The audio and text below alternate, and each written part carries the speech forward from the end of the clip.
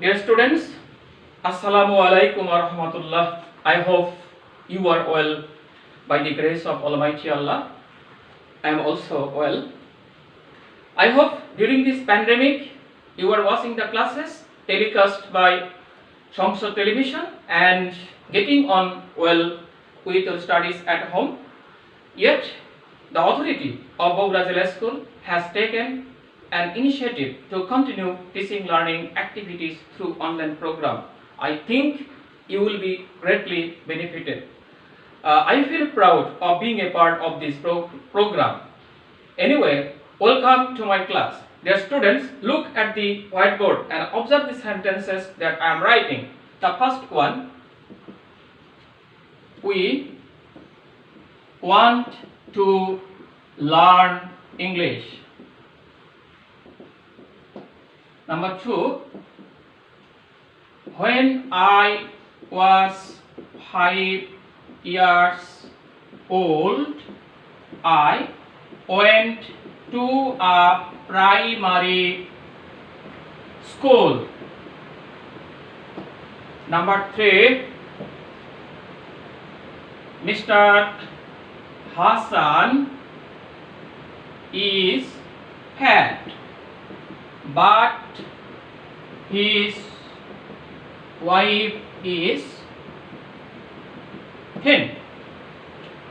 If we carefully observe the sentences, we will find that the structure of the sentences are quite different. In the first sentence, we find that there is only one subject and one finite verb. Actually, it is a single independent clause. If we look at the sentence 2, we will find that it comprises of two clauses. One is I was 5 years old, I went to a primary school, and there is another factor, that is when.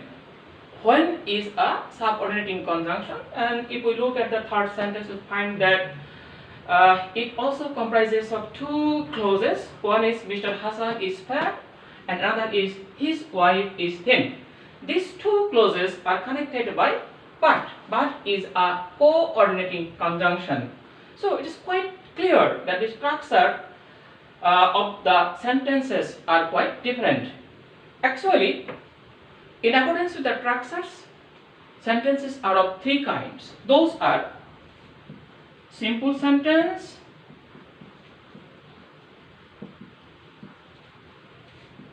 complex sentence, and compound sentence.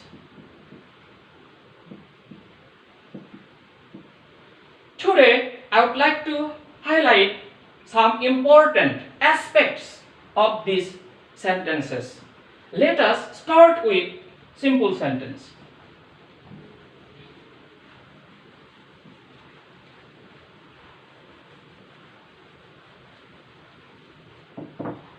Simple sentence.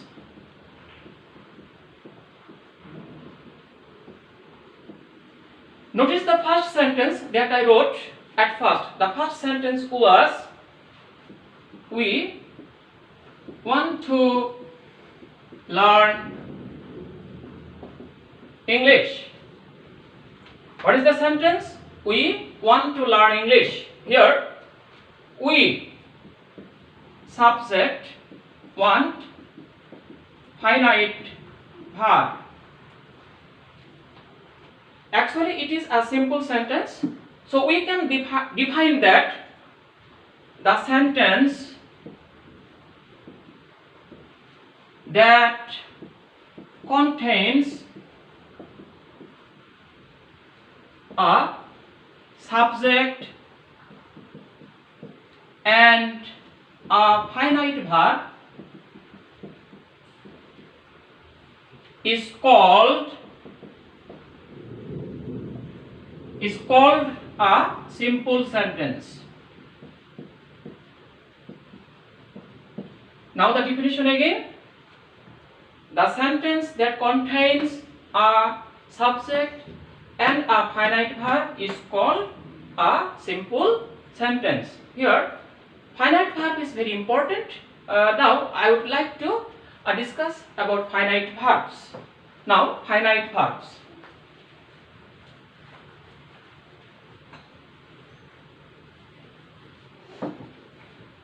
Finite verb. Actually, finite means limited. The finite verbs are limited to the number and person of the subject and also tense. Let us give some examples. Number 1, Ali wants to swim. Number 2, Ali and Rahmat want to swim. Number 3, Ali wanted to swim. The students follow the underlined verbs wants, want and wanted. If we carefully and critically observe these verbs, we will find that these verbs have some special features. In the first sentence, Ali is the subject and Ali is third person singular number, so the verb want has taken S with it. But the verb swim does not care about the number and person of the subject. In the second sentence, Ali and Rahmat is the subject, but it's plural in number, though third person. So the verb want has not taken any S, but the swim as usual. Now in the third sentence, Ali wanted to swim. Here, with the sense of the verb, with the tense of the tense, the verb has changed, but the swim has not changed. So we can define that the verbs which are limited to the number, person of the subject and tense are called finite verb. And the verbs, that is, here is the verb swim, but before swim there is another word to. Here, to plus swim, to plus verb infinitive.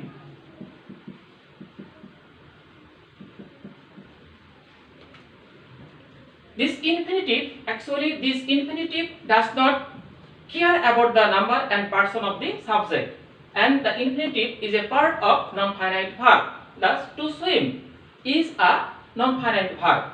So we can define that non-finite verbs do not follow the number and person of the subject, and it also does not tell about the tense. Again, now what is the key point? What are the key points about the finite verb? Finite verbs follow the number and person of the subject, and finite verbs also indicate tense, whereas non-finite verbs are not limited or controlled by the number and person of the subject, and they do not indicate tense. So I think you will be able to identify finite verb and non-finite verb. Oh, I forget to mention that non-finite verbs are of three kinds. Those are participle, gerund and infinitive. So what can we tell? In a simple sentence, we can find finite verb, and we may also find non-finite verb, but we may not find any non-finite verb at all. Okay. Now, I would like to add some information about the subject. Generally, noun and pronoun. Noun or pronoun works as the subject, but this subject can be extended by adding pre-modifier and post modifier. I am now repeating again. Noun and pronoun, or noun or pronoun works as the subject, but this subject can be extended by adding pre-modifier and post-modifier. Pre-modifier and post-modifier. Now let us give an example.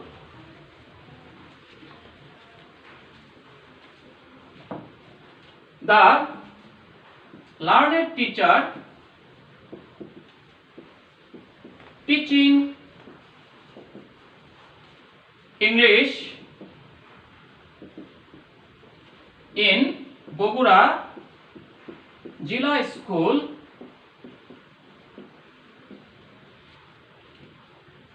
has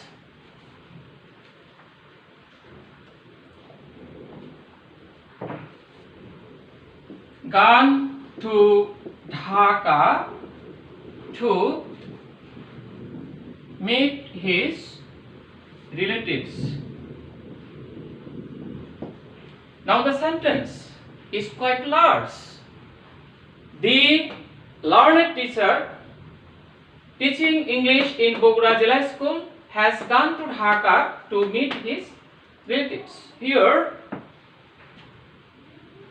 finite verb is one. Has gone is the finite verb. Here teacher is the subject and it is the head word. Learned is the pre-modifier. Teaching English is the post-modifier. In Bogura Jila School is also another post-modifier. So subject here is the learned teacher teaching English in Bogura Jila School. Subject here the is the determiner. I think you will be able to understand and find out simple sentence. Now the key points about simple sentence. In a simple sentence we find a finite verb and a subject. We can also find non-finite verb in any number, or we may not find non-finite verb at all. Okay, thank you. Now I would like to jump to the next sentence, that is complex sentence.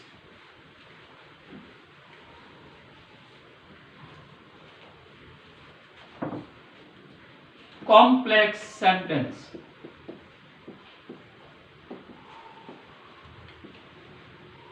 To have clear conception about complex sentence, first I would like to give you some idea about clause. Clause. A clause is a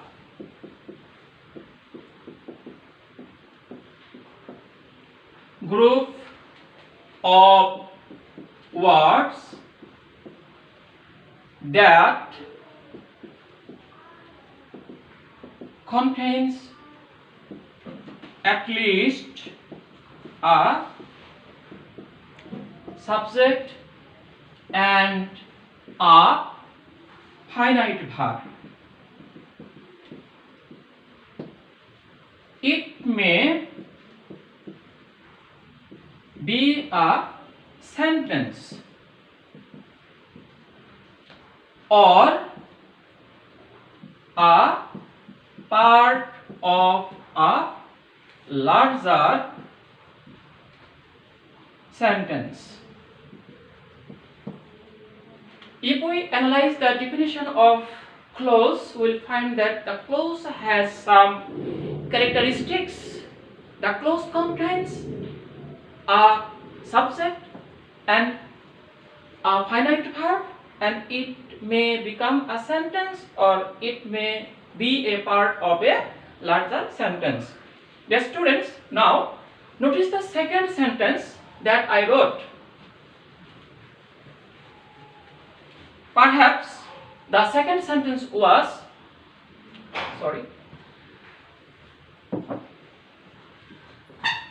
when I was 5 years old, I went to a primary school. Dear students, if in the light of the definition of clause, we can find that this sentence comprises of two clauses, this is because I is the subject, was is the finite verb, and the clause is I was 5 years old. Here I is the subject, when is the finite verb, clause is I went to a primary school. So the sentence comprises of two clauses. When I was 5 years old, I went to a primary school. Two clauses, sorry. I was 5 years old, I went to a primary school. These two clauses. But there is another word, when. When is a subordinating conjunction. Okay. But if we omit this clause, when I was 5 years old, if we finish here, the idea of this sentence is not clear. There is the curiosity to know something. When I was 5 years old, what happened then? So there is the curiosity in the mind of the listener. So if we write, when I was 5 years old, I went to a primary school. Without this clause, I went to a primary school, this clause, I was 5 years old, fails to give clear idea, clear meaning. So, I went to a primary school, this clause is helping this clause to complete the meaning of the sentence. So, this is principal clause and this is subordinate clause. We have also learned that classification of clause. Clauses are of two kinds, especially principal clause and subordinate clause. Yeah, it is principal clause. Principal clause, and it is subordinate clause. Subordinate clause. Now, what is principal clause?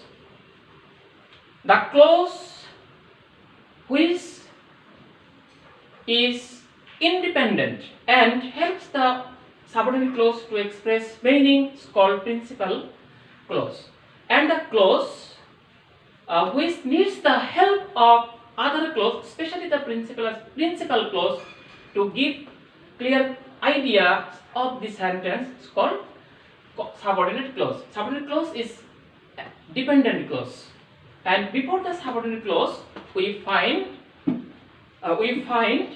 a subordinating conjunction. That is, subordinate clauses begin with subordinating conjunction. It is a complex sentence. Okay. Now, what is complex sentence? Before giving definition, I would like to write one more sentence. When I was 5 years old, I went to a primary school which I went to a primary school which was near our home. This is a larger sentence. This sentence comprises of three clauses.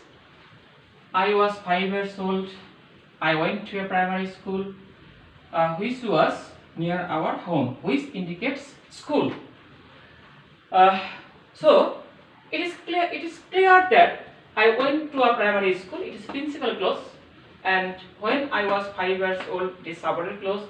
which was near our home is also subordinate clause, because this clause begins with subordinating conjunction when and another which. So in a complex sentence, what we find? We find one principal clause, one principal clause, and one or more subordinate clauses. Okay.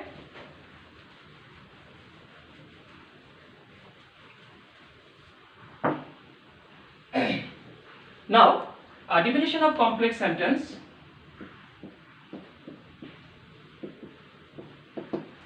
The sentence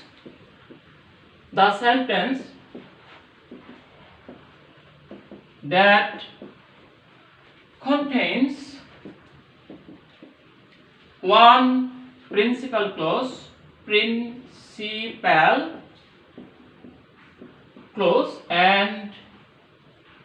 one or more subordinate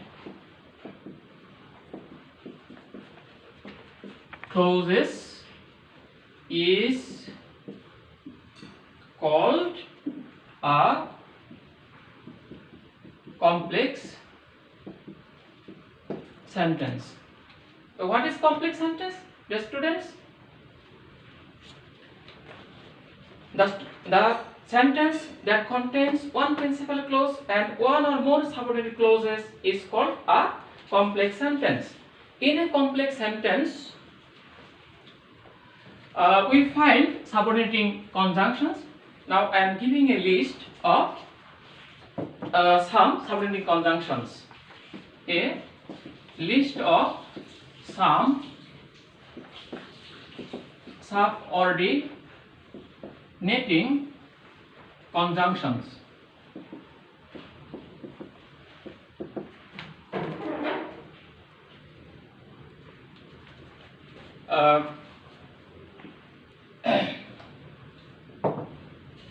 Who, which, whom, where,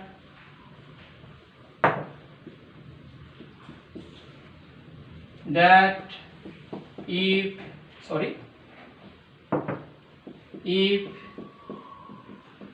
unless, etc. There are so many conjunctions.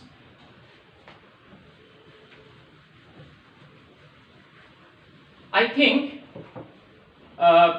you will be able to write and identify complex sentence. Nowadays, students, I would like to give you home task. Write a paragraph about your grandfather